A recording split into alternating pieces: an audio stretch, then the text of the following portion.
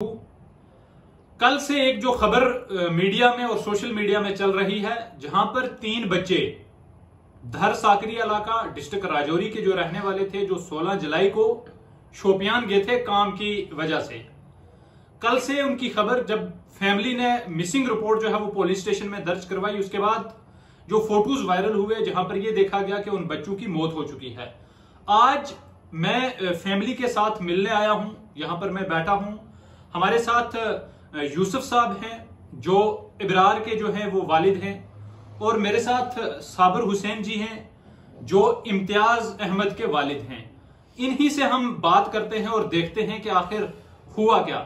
यूसुफ साहब, आपके बच्चे कब गए यहाँ से?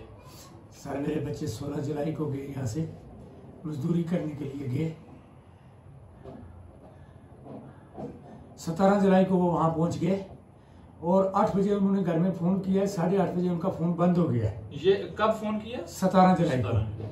सर, मुझे यह है कि मेरे बच्चे की बैकग्राउंड और आने वाला टाइम की कोई भी चेकिंग करके आप कोई भी वेरीफाई, कोई भी मिलिटेंसी केस, किसी भी खाते की कोई भी वजह हो तो उसका जवाबदार मैं हूं। मेरा बच्चा बेगुनाह, बिला वजह, बेकसूर मारा गया। मुझे इंसाफ चाहिए, मुझे हक चाहिए।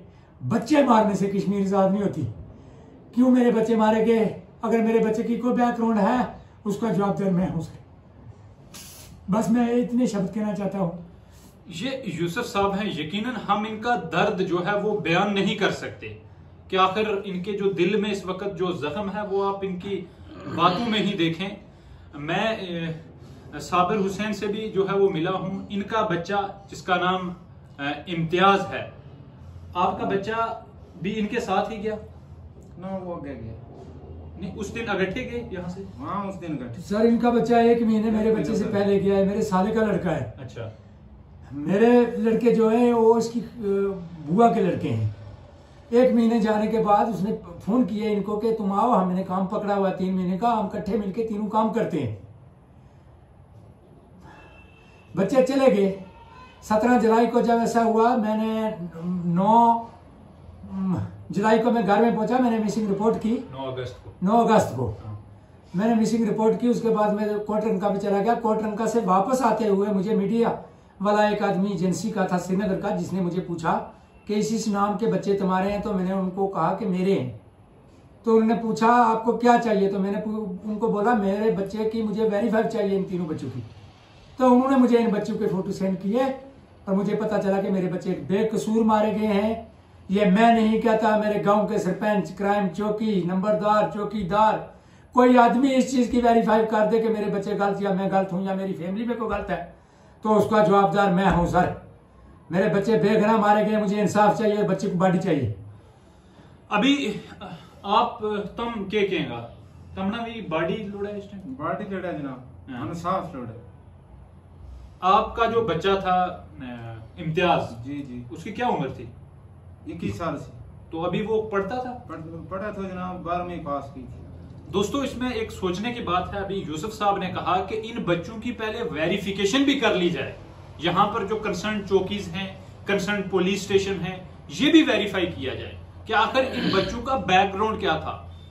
फिर भी अगर इस तरीके के हादसात हो रहे हैं तो यकीनन मैं समझता हूं कि ये एक बहुत ही दर्दनाक जो है वो वाकया है।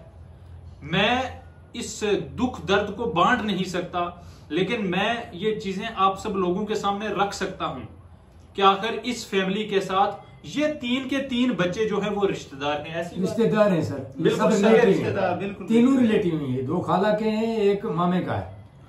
तो गए ये शोपियान काम के लिए? काम के लिए, मजदूरी करने के लिए गए। अच्छा। जो 21 साल का लड़का मोहम्मद इम्तियाज है सर, उसको 12वीं उसने क्लियर की। वो अपनी एडमिशन के खर्चे के लिए गया था, उसके पास एडमिशन के लिए भी कुछ नहीं था। जो मेरा बच्चा था वो 2 साल कुवैत में काम करने के बाद घर में मकान बनाया। उसने अपने मकान का प्लास्टर करने के लिए चला गया कि मैं जाके कुछ महीने लगा के इस लॉकडाउन की वजह से, कोरोना की वजह से कुछ पैसे लेके आऊं, मजदूरी करके और अपने मकान का काम करवाऊं। सर, मेरे बच्चों की अगली और पिछली जो भी है रिकॉर्डिंग आप जो भी तहकीकात कर सकते हो, मुझे कोई फील नहीं। मेरे बच्चे अगर मिलिटेंसी खाते में मारे जाते मुझे दुख नहीं था। मुझे यह दुख है कि मेरे बच्चे बेगुनाह मारे गए हैं। सबसे बड़ी बात ही यही है कि एक बच्चा जो 12वीं जमात में पढ़ता है और वो अपने किताबों के लिए, अपने खर्चे के लिए, क्योंकि हमारे लोग ये बहुत ही गरीब लोग हैं, एक खर्चे के लिए घर से जाता है कि कुछ कमा कर अपना जो है वो सर्कल चलाऊंगा। दूसरा बच्चा जो है इब्रार, जो 2 साल कुवैत में रह के आया है, 15 महीने का उसका छोटा बच्चा है, 4 साल उसकी शादी को हो गए, 4 साल उसकी शादी को हो गए इब्रार की। 15 महीने का एक बच्चा है, 4 साल उसकी शादी को हो गए हैं, 2 साल कुवैत रह के आया है, नया नया अभी घर बनाया प्लस्तर के लिए, क्योंकि यहाँ पर एक ही वो है कि कुछ मेहनत करेंगे, मजदूरी करेंगे, फिर जाके कुछ होगा। ये है यहाँ की हालात। यकीनन मैं कुछ नहीं कह सकता क्योंकि मेरे पास वो अल्फाज ही नहीं हैं, क्योंकि जो दर्द इनके इस वक्त दिलों में है मैं क्या ही बयान करूं, और ये भी क्या बयान करेंगे। खैर, अभी इन्होंने एक ही बात कही है, एडमिनिस्ट्रेशन से भी गुजारिश की है, जम्मू कश्मीर पुलिस से भी गुजारिश की है कि इस मामला में इन्वेस्टिगेशन की जाए। यही चाहते हैं हम यही चाहते हैं बस, इसमें इन्वेस्टिगेशन होनी चाहिए कि आखिर ये मामला हुआ क्या। बच्चों की इन्होंने डेड बॉडी, सर एक हमारे बच्चे चले गए, एक हम पे दाग लग गया, एक हमें इल्जाम ठहराया गया कि इनके बच्चे मिलिटेंट थे। अगर हमारे बच्चे मिलिटेंट इकरार पाए जाते हैं, मैं पूरी फैमिली लेके जहां कानून बोलती है वहां आता हूं। ये एक सबसे इंपॉर्टेंट इशू है कि एक तो बच्चों की जान भी चली गई, दूसरे बच्चों को मिलिटेंट्स भी डिक्लेयर कर दिया गया।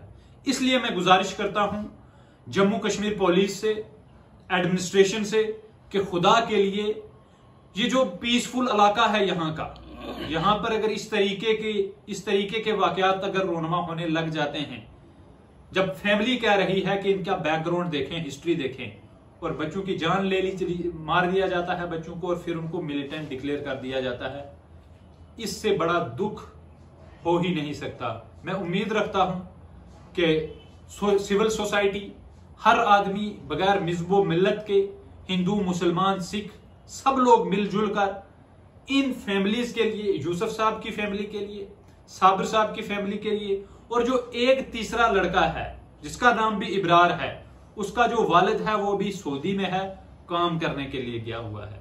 तीनों के तीनों मजदूर परिवार हैं। तो इसलिए मैं गुजारिश करता हूं कि इन फैमिलीज के लिए आवाज उठाएं ताकि इन फैमिलीज को इंसाफ मिल सके। अस्सलाम वालेकुम।